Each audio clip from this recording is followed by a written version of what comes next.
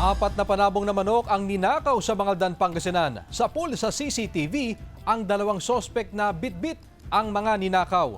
Naka-alerto Sandy Salvacio.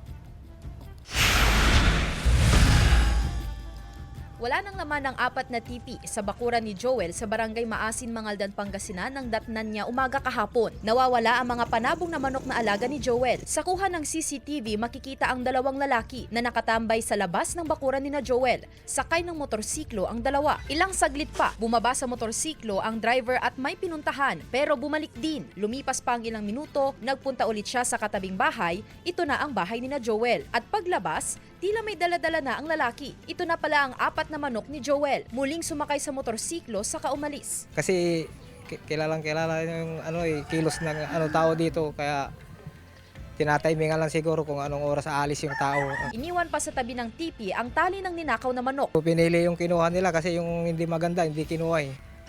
Tapos nung una dito ang punteriya nila, hindi magandang manok to kaya lumipat sila dito sa harap. Nagkakahalaga raw ng mahigit 20,000 pesos ang mga ninakaw na manok. Ito na raw ang ikatlong pagkakataon na manakawan ng mga panabong na manok si Joel. Nakita pa namin sa CCTV na dumaan yung may-ari ng manok. Hindi naman niya alam na magnanakaw na pala yung dalawang nakamotor. Dati dito sa amin, apat din kinuha. Ayon sa mga opisyal ng barangay, may mga nauna ng kaso ng pagnanakaw ng mga alagang hayop sa kanilang lugar. Pero wala pang nahuhuling sospek. Nagsampa na ng reklamo sa pulisya si Joel. Pinapa-verify na rin ang walang plakang motorsiklo na ginamit ng mga kawatan. Kasama si Henry Dominsil, Sandy Salvacio, One North, Central Luzon.